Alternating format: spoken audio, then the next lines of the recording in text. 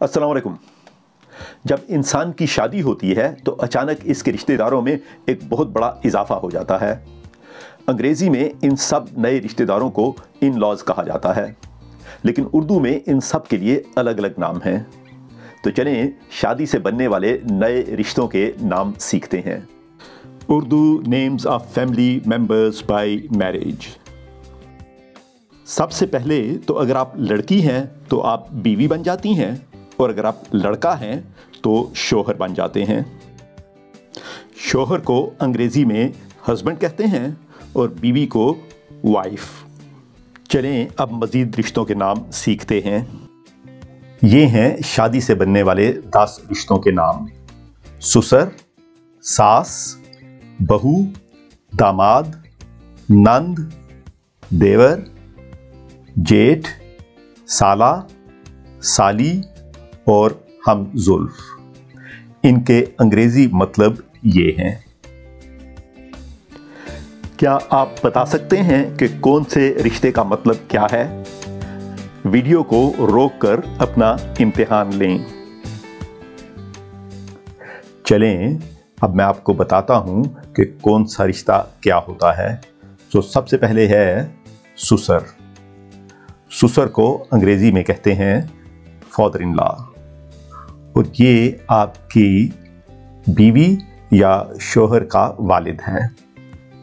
फिर है सास, इसे अंग्रेजी में कहेंगे मदर इन लॉ, और ये आपकी बीवी या शोहर की वालिदा है। बहू, आप अपने शोहर के माँ बाप की बहू हैं, अंग्रेजी में इसे कहते हैं डॉटर इन लॉ। फिर है दामाद, अंग्रेजी में इसे कहते हैं सन इन लॉ, और आप अपनी बीवी के माँ बाप के दामाद हैं। फिर है नंद, नंद को अंग्रेजी में कहेंगे सिस्टर इन लॉ, यानी आपके शोहर की बहन जो है वो आपकी नंद होती है। फिर है देवर, देवर को अंग्रेजी में कहेंगे ब्रदर इन लॉ, लेकिन ये सिर्फ लड़कियों का होता है। आपके शोहर का छोटा भाई आपका देवर होता है। फिर है जेठ, और जेठ भी सिर्फ लड़कियों का होता है, इसे अंग्रेजी में कहते हैं ब्रदर इन लॉ, लेकिन ये आपके शोहर का बड़ा भाई यानी हस्बैंड्स ओल्डर ब्रदर जो है वो आपका जेठ है। फिर है साला, साला सिर्फ मर्दों का होता है। आपकी बीवी के भाई को साला कहते हैं, अंग्रेजी में इसे ब्रदर इन लॉ कहेंगे। फिर है साली, और साली साले की बीवी नहीं होती, साली होती है सिस्टर इन लॉ, यानी बीवी की बहन।